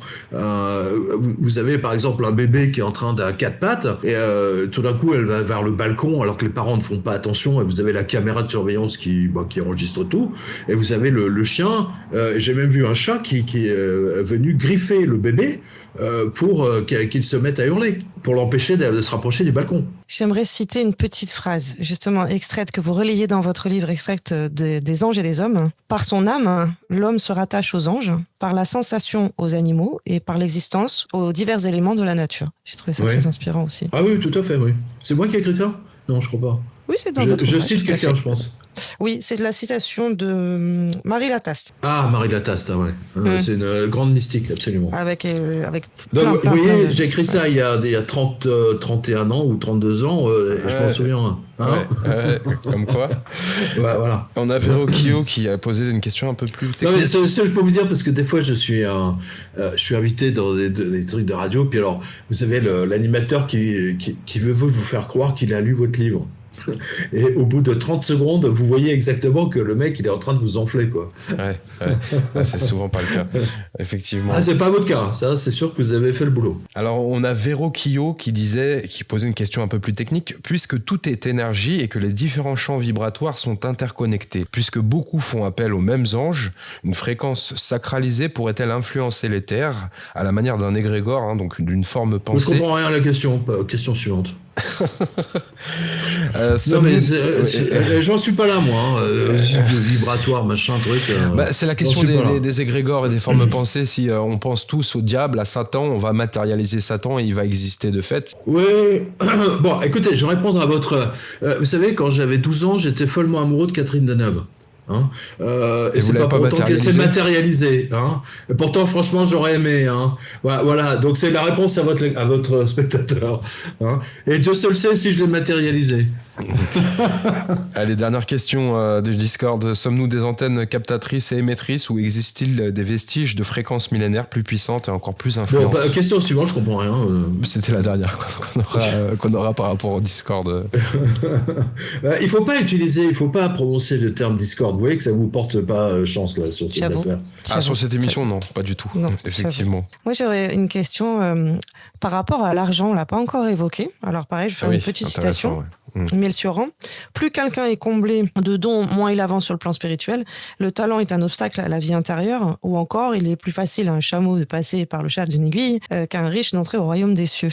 La question, c'était l'argent, les talents versus les misérables, si je mets des guillemets là autour de ça. Est-ce que la clé, c'est l'ego ou est-ce que c'est totalement autre chose? Non, c'est totalement autre chose. Vous savez, alors c'est très amusant que cette question, parce que figurez-vous que dans la dernière revue de presse économique que j'ai faite avec Olivier Pichon sur TVL, donc là vous pouvez la retrouver, vous allez sur jovanavik.com, hein, sur la revue de presse, vous allez voir la vidéo. On en a parlé justement. C'est-à-dire que plus ils sont riches, milliardaires, multimilliardaires, ils se construisent des bunkers pour résister à l'apocalypse. Ils vont se cryogéniser, ils vont s'injecter tout un tas de trucs pour vivre plus longtemps. Ils vont changer leur sang dans des cliniques en Suisse. C'est ce que font tous les musiciens de rock multimilliardaires.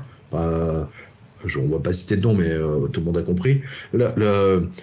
Ils veulent vivre le plus longtemps possible. Vous voyez, alors que moi, j'en ai rien à cirer. Je pourrais mourir demain, je m'en fous complètement. Enfin, on va dire ça m'embête pour les gens que j'aime ici, mais comme je sais, et on vient d'en parler, que toute cette autre dimension, que c'est mon heure. Vous me suivez? Donc je ne vais pas chercher à m'injecter, à changer mon sang pour vivre plus longtemps, et ainsi de suite. Vous comprenez ce que je veux dire? Je ne vais pas me faire des injections de Botox pour paraître plus jeune et ainsi de suite. Je m'en fous complètement. Voilà. Mais ça, c'est quand vous avez la spiritualité. En revanche, quand vous l'avez pas, voilà, c'est ce que je vous ai énuméré précédemment. Alors, il y a des gens qui sont très très riches et qui ont beaucoup de spiritualité. Mais c'est pas la majorité, c'est comme les poissons volants, vous voyez, c'est pas la majorité des cas.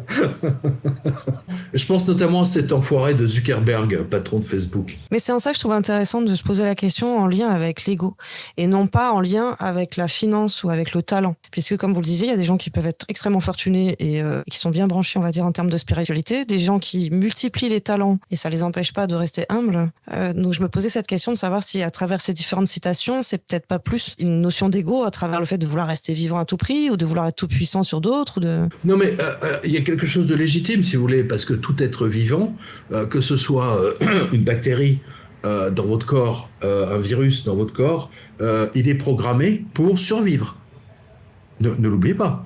La sécurité sociale vous explique que des antibiotiques qui fonctionnaient il y a 20 ans, aujourd'hui ne fonctionnent plus. Les vétérinaires vous expliquent que les poisons pour les rats qui fonctionnaient il y a 20 ans ne fonctionnent plus aujourd'hui parce que leur ADN s'est modifié pour résister à ça. C'est extrêmement intéressant. Alors dans l'ouvrage, il y a plusieurs volets. On va pas tout vous détailler sincèrement, d'autant plus qu'on fera une seconde partie, mais ça concernera les saints. Il y a un volet qui est spécialement dédié aux visions avant le dernier soupir et il y a plusieurs cas énumérés. Il y en a un que je voulais citer parce que c'est très beau. C'est un concert d'anges. Et c'est issu du dossier Life, visiblement. Un journaliste qui raconte la mort d'une petite fille dans les bras de ses parents. Au début de sa carrière médicale, le docteur Diane Comp était assise avec les parents aux côtés de leur fille de 7 ans qui se trouvait au dernier stade d'une leucémie. Elle a eu l'énergie finale, raconte Diane Comp, de se relever et de s'asseoir et de dire « Les anges, ils sont magnifiques. Maman, est-ce que tu les vois? Est-ce que tu entends leurs chants? Je n'ai jamais entendu de si beaux chants. » Et puis la vie la quitta. Cadeau est le mot qui décrit le mieux ce que j'ai ressenti. Ce n'était pas seulement un cadeau de paix fait à l'enfant au moment de sa mort, c'était aussi un cadeau fait à ses parents. Et on n'a que des témoignages de la sorte. Oui, ça c'était Kubler-Ross qui m'avait transmis ce témoignage de mémoire. Et on a vraiment un cocon sémantique, un champ lexical, une narration, il n'y a que des ressemblances. On a vraiment une énergie positive à travers tout ça quand on lit l'ouvrage. C'est ce que je vous ai dit, ce livre n'aurait pas pu vivre aux 30 ans si le public ne l'avait, validé, et surtout le bouche à oreille. Parce que c'est le seul média qui fonctionne véritablement dans l'industrie du livre. Ouais. Bah oui, c'est le bouche à oreille. C'est par le bouche à oreille que les gens, tiens, il faut que tu lises ce livre, etc. Vous n'avez aucune idée du nombre de gens qui ont perdu un être cher que ce livre a réconcilié avec la vie. Ouais, ils ont été bouleversés, j'imagine. Oui, tout à fait. On a aussi des rencontres avec des anges dans le tunnel de lumière, hein, donc les cas de NDE. Ce que vous évoquez, c'est ce qui se passe pendant la traversée du tunnel, et ce qui représente votre champ d'investigation. On a plus de chances de rencontrer un ange dans ce fameux tunnel, selon vous, que dans notre vie vécue auparavant. Est-ce qu'éventuellement aussi, on n'a pas des cas de vision générale, globale? Ça, c'était une question qui m'appartenait, par rapport à toute une audience qui verrait en même temps un ange dans le ciel, ou des apparitions mariales, ou est-ce que ça c'est ressorti dans vos enquêtes? Alors j'ai écrit un livre, vous savez, sur la grande apparition mariale de Fatima. Ça c'est complètement extraordinaire. C'est vraiment même stupéfiant. C'est la première fois dans l'histoire humaine qu'une déesse, la Vierge en l'occurrence, donne rendez-vous à la population, à tout un pays 3 mois avant. Elle dit tel jour je vais apparaître. Je veux dire, l'armée, la police, tout le monde était là. Et tout le monde a vu. Je veux dire, vous avez même des survivants. Moi, il y a pas longtemps, il y a une lectrice qui m'a écrit en disant qu'elle avait lu le livre, là, donc Notre-Dame de l'Apocalypse, parce que ses grands-parents avaient assisté au spectacle quand ils étaient petits. Ils avaient assisté à l'histoire du soleil qui s'était obscurci d'un seul coup et qui a été vu d'ailleurs à peu près, je suis plutôt 200 km à la ronde autour de Fatima. C'est tout à fait extraordinaire. Je vais revenir sur un tiroir qui est resté ouvert, la question de, je crois que c'est Tamara qui l'avait posée, d'un spectateur, en ce qui concerne les égrégores. Oui, les formes pensées, ouais. Howard Bloom, qui est un écrivain que j'adore, qu'on a publié, il a écrit un livre qui s'appelle Le principe de Lucifer. Alors, c'est pas un livre de magie noire, c'est pas un livre sur les archanges, hein, même pas. Mais comme a dit Bloom, vous et moi, nous sommes dos à dos. C'est-à-dire que lui, il a examiné la nature, d'où vient le mal, le MAL. D'où vient le fait que des peuples se massacrent les uns les autres et ainsi de suite. Ouais, voilà. Donc, le principe de Lucifer, c'est, à mon sens, hein, pour moi, c'est l'un des plus grands livres jamais écrits. Je le mets dans les, je sais pas, 10 ou 15 000 bouquins que j'ai pu lire, je le mets dans le top 5. Voilà. Il a écrit le tome 2 du principe de Lucifer qui s'appelle Le cerveau global. Et là, il aborde le principe du même.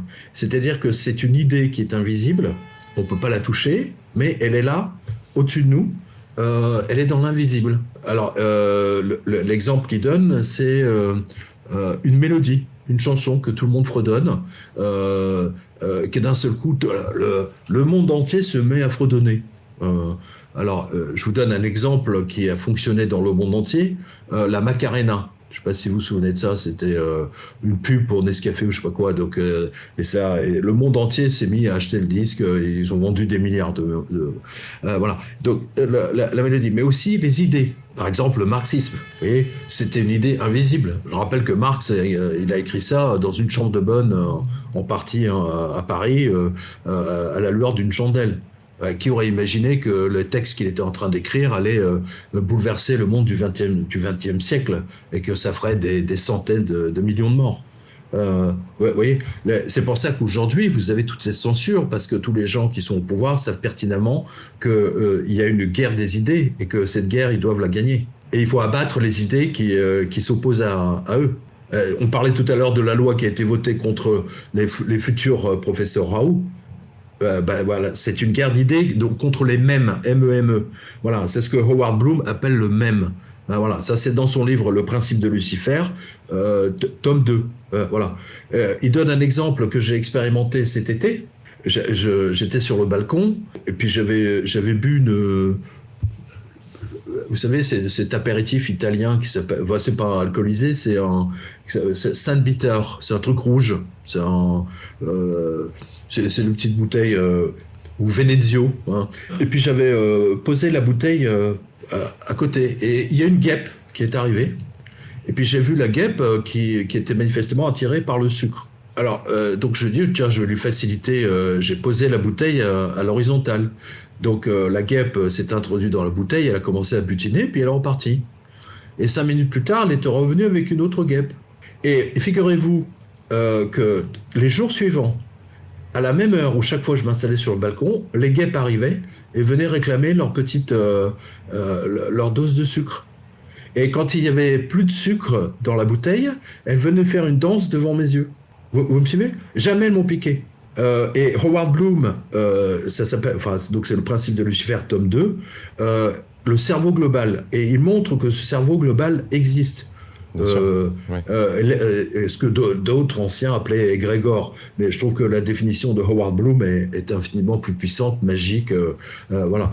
Pour moi, Bloom fait partie des plus grands écrivains ayant vécu sur cette terre. Pierre, la pensée est créatrice. La pensée, bien sûr que la pensée est créatrice, mais les anges sont créateurs, vous savez. Regardez Notre-Dame, regardez les pyramides. Ils n'avaient pas les outils, même aujourd'hui on ne comprend pas comment ils ont construit. Vous avez chaque année, vous avez des ingénieurs qui arrivent, ouais, moi je vais vous montrer comment la pyramide a été construite. Je veux dire, même quand c'est des trucs en polystyrène, ils n'arrivent pas à le faire. Vous voyez, donc il y a des choses, regardez la cathédrale de Strasbourg, c'est une merveille. Regardez Saint-Michel. Vous avez le curé qui avait rêvé de l'archange Saint-Michel qui vient lui dire « Je veux que tu construises un truc ». Et l'autre lui dit « Bon, c'est des conneries ». Saint-Michel est revenu une deuxième fois, puis une troisième fois. Et puis alors, il lui a mis une claque. Et c'est là où l'autre s'y est collé. Et ça, c'est un écho. Et permettez-moi, parce que ça, c'est quelque chose de très important. Moi, régulièrement, j'ai des gens qui me disent « Moi, je suis cartésien ». Hein, comme dirait Dieudonné. Je suis cartésien, je crois pas à toutes ces conneries. D'accord, ok. Donc cartésien, ça veut dire Descartes, hein, philosophe français. Sauf que les gens qui vous parlent de cartésianisme n'ont jamais lu Descartes, évidemment. Ils ne connaissaient pas Descartes, parce qu'il n'était pas cartésien lui-même. Voilà, exactement. Sauf que Descartes raconte comment il a inventé, enfin, il n'a pas inventé, parce qu'il le dit lui-même dans ses mémoires, qu'il se trouvait, alors de mémoire, je crois qu'il se trouvait à Amsterdam, et que une nuit, il a rêvé d'un ange qui apparaît dans son rêve et qui lui montre ce qu'est la méthode scientifique. La méthode scientifique étant qu'un fait, on peut le reproduire à l'infini, on obtient toujours le même résultat. Une expérience, on la reproduit à l'infini, on obtient le même résultat. D'accord ? Et Descartes, au réveil, il dismiss, comme on dirait en anglais, il enlève l'idée, j'ai déliré. Il refait le rêve une seconde fois. L'ange, pareil, son ange, vient lui remontrer le truc. Et pareil, il n'en tient pas compte. Et une troisième fois, l'ange, et là, l'ange est extrêmement violent dans ses propos, tu dois mettre ça par écrit. Et c'est comme ça qu'on obtient aujourd'hui les mémoires de Descartes. Ou des scientifiques qui vous disent « je suis cartésien », alors que Descartes lui-même a obtenu ça de l'ange. Non, mais c'est très important de comprendre ça. Mais le scientisme vient nourrir le matérialisme et l'ultracapitalisme de la société actuelle. S'il n'y a rien après la mort, c'est game over, c'est écran noir, donc... Je vous donne un autre exemple. Encore plus fascinant. C'est un professeur des langues orientales, un spécialiste du sumérien, alors ils font des fouilles, en Irak, du côté de Ur, enfin l'ancienne ville de Ur. Et autour ils trouvent l'emplacement d'une maison et ils trouvent une tablette sumérienne. Sauf que la tablette est cassée. Elle est cassée en deux. Donc ils n'ont qu'un seul bout. Alors ils arrivent à lire le début, mais c'est comme une page d'un livre, si vous voulez, que vous déchirez en deux à la verticale. Et il est complètement il devient obsédé, il faut retrouver la deuxième partie, c'est super, c'est une découverte énorme, etc. Blablabla. Bla, bla. Et pendant des jours, il creuse toujours au même endroit. Et un soir, en fait, il fait un rêve, il voit un personnage tout vêtu de blanc, chauve, très austère, qui lui dit, dans le rêve, qui lui dit la tablette que tu cherches, elle n'est pas là, elle est de l'autre côté de la maison. Et ce prof de langues orientales, très scientifique, très cartésien, tout ce que vous voulez, il arrive sur le truc de fouille, il lui dit, écoutez, on va arrêter là, on va le faire de l'autre côté de la maison, et effectivement, au bout de 3 heures ou 4 heures de fouille, ils ont trouvé la deuxième partie. Voilà. Donc vous voyez que même le monde des rêves, il est important. Oui, les anges sont créatifs, les anges sont modernes aussi. Je voulais au passage vous remercier pour la superbe discographie qui est présente dans l'ouvrage aussi. Ah oui, merci, parce que ça peut peut-être passer inaperçu pour les lecteurs avides justement d'anecdotes, etc. Mais chaque anecdote est supplantée d'abord d'une référence en termes de musique. Et c'est aussi la question que j'allais à poser. Les anges utilisent souvent, non ? La musique quand même pour nous parler. Combien d'entre nous, oui, peuvent témoigner de hop, je me pose une question, j'allume le poste radio et ça y est, la réponse arrive comme ça. Ah mais moi j'ai eu ça avec Patti Smith. Hein. Ouais. Je le raconte, hein, c'est dans le premier chapitre de mémoire. Je me demandais mais est-ce que les anges existent, etc. Puis vous savez, à l'époque, il y avait pas, le CD n'existait pas. Hein. On avait tous des collections de 33 tours. Moi, j'avais, je sais pas, 1000, 2000, 33 tours. Et je me souviens très bien, j'ai pris un disque au hasard, mais vraiment au hasard. Et vous savez qu'un 33 tours, ça fait peut-être 3 mm d'épaisseur. Hein. Donc vous imaginez quand vous avez des disques les uns collés les uns aux autres, vous en prendre un au pif.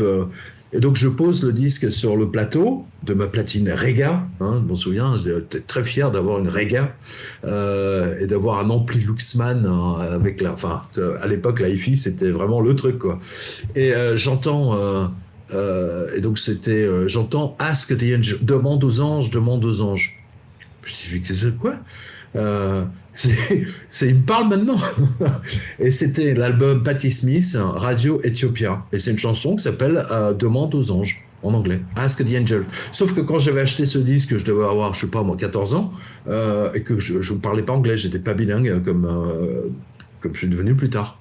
Et c'est un disque que j'avais pas écouté depuis 10 ans, peut-être 15 ans. Dernière question pour ma part. Vous traitez de l'Apocalypse. Il y a un livre qui s'appelle 666. 777, d'abord.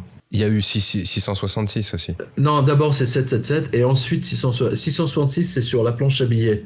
Oui. C'est sur la destruction de la société à cause de la fausse monnaie. Alors que 777 effectivement c'est sur l'Apocalypse de Jean. D'accord. Et quid des anges de l'Apocalypse, quid de la conjoncture actuelle? Est-ce que vous voyez, est-ce que vous avez une vision eschatologique de tout ce qui se passe en ce moment? Bah écoutez, votre question elle est pertinente parce que n'oubliez pas, j'ai écrit ce livre en disant que si mon interprétation de l'Apocalypse de Jean est juste, Benoît XVI se fera virer du Vatican. Oui. Et ça, c'était, je l'ai publié 2 ans avant. Et on a fait une émission avec Laurent Fenn sur la radio Ici Maintenant, où cette question m'a été posée. Et donc, on l'a développé avec Laurent, et on a l'enregistrement, il est disponible. Où je dis, écoutez, franchement, je vous dis, si mon analyse est la bonne de l'Apocalypse de Jean, alors j'ai pas la prétention d'avoir tout décrypté, hein, mais Benoît XVI se fera virer. Et vous savez quoi, 1 an après, jour pour jour, de notre émission, c'est-à-dire qu'on avait une chance sur 365, Benoît XVI a annoncé sa démission. Et ce jour-là, le lendemain, ma boîte mail a explosé. Elle a explosé pendant 1 semaine. Je pouvais pas y avoir accès, il y avait plus des milliers de messages de la part des lecteurs qui me disaient en fait votre approche est la bonne. Alors ça m'embête un peu, oui. Ça m'embête un peu parce que ça voudrait dire qu'on est dedans, hein, voilà, qu'on est dans les derniers. Mais c'est vrai que ce qu'on vit en ce moment, c'est surréaliste. C'est surréaliste. Je veux dire, vous avez les États-Unis qui ont 34 trilliards de dettes qu'ils ne rembourseront jamais. L'économie mondiale va voler dans les airs à un moment donné. Et vous le voyez vous-même. Enfin, moi, je ne veux pas aborder ce sujet-là avec vous ce soir. Parce que c'est un petit peu en décalage. Mais bon, tout est corrélé quelque part. Tout est cause à effet. Merci pour votre réponse en tout cas. Enquête sur l'existence des anges gardiens, on vous le rappelle, aux éditions Le Jardin des Livres. On va parler un petit peu aussi de la tournée des dédicaces qui aura lieu. Ah, mais c'est gentil, oui. Au bout de 2 heures, j'ai la tête... Merci de le rappeler. Le 2 mars à Nîmes, le 9 mars à Cannes et Mandelieu, le 23 23 mars à Vannes, 30 mars à Paris, 6 avril à La Roche-sur-Foron, le 20 avril à Éragny, le 27 à Thionville, et ensuite on passe avant l'été au 1er juin à Puy-en-Velay. Ça reprend à la rentrée le 7 septembre à Biarritz, ensuite le 14 septembre à Toulouse, et pour finir le 30 novembre à Bordeaux. N'hésitez pas à venir sur place. Oui, alors je précise que voilà que ça va être. Je pense qu'il y a de nouvelles dates qui vont arriver. Mais ce que je veux dire à vos spectateurs, c'est que là on a abordé des choses et puis je vous dis, ils peuvent télécharger les PDF sur le site du Jardin des Livres. Ils peuvent le lire tranquillement, l'imprimer chez eux si ça les chante. Le PDF gratuit, donc un échantillon de 40 pages en quelque sorte qui permet de. Mais bien sûr, ça permet aux gens d'avoir une bonne idée. On va le mettre en lien dans la description. Okay. Voilà, et puis je dis, il y a 2 versions, une à 7 €, une autre à 28,80, je sais pas combien. Ce qui n'est pas cher pages. Au passage, parce qu'on a reçu des intervenants qui vendaient leurs bouquins à 150, 145 €. Ah bon? Oui. Ah bon, ça existe, ça? Ça existe, oui. Non, bah oui, moi c'est 7 €, vraiment, c'est pour vraiment permettre à tout le monde de le lire, y compris les gens qui n'ont pas voilà, enfin bon, je veux pas faire un truc spécial chômeur étudiant, je m'en tape complètement, vous le pensez bien, mais c'est vraiment c'est pas moi qui le fais, j'ai lu, et je les remercie parce que grâce ce livre permet effectivement à des personnes qui n'auraient jamais eu l'idée de lire, de découvrir tout un monde. Voilà, c'est surtout ça. Ok, encore une immense gratitude. Vous êtes prêté au jeu, Pierre. On espère vous recevoir lors de la saison 3, cette année, mais après cet été, éventuellement, pour parler dessin en seconde partie. Tamara, merci beaucoup. Bah, merci à Tamara. Je vous dis, j'ai un bon souvenir de Tamara Lempicka, donc. Alors nous, on s'était croisés à Montpellier pendant une soirée expo. C'est là où je m'étais permise de vous aborder très timidement. Alors Montpellier, la dernière fois ou Oui. Ah oui, d'accord. Ouais. Il y avait beaucoup de monde, la dédicace. Il y avait beaucoup de monde. Je me suis permise comme ça de. Non, mais c'est gentil en tout cas. Si vous en êtes d'accord, de plus en plus, j'ai vraiment très envie de vous entendre sur le sujet des seins. Donc la deuxième partie du bouquin. Donc, mais vous savez que justement vous précédez parce que c'est le thème de mon prochain livre. Alors 888, c'est ça? Voilà, c'est ça. Et puis là, je réponds à Jacques Attali et à Meyer Habib. En expliquant qu'ils peuvent toujours se brosser, leur messie ne viendra pas. Ça risque d'être piquant. Ça va être piquant. Ça va être piquant, ouais. Un grand merci à vous deux. Merci. C'est moi qui vous remercie. On vous donne rendez-vous sur www.mdessine.com comme d'habitude pour nous rejoindre. Si vous êtes praticien quantique et holistique, profitez-en. Les inscriptions sont gratuites. Venez vous inscrire et vous faire référencer. On vous dit à très bientôt. Une belle fin de semaine à vous et à la semaine prochaine.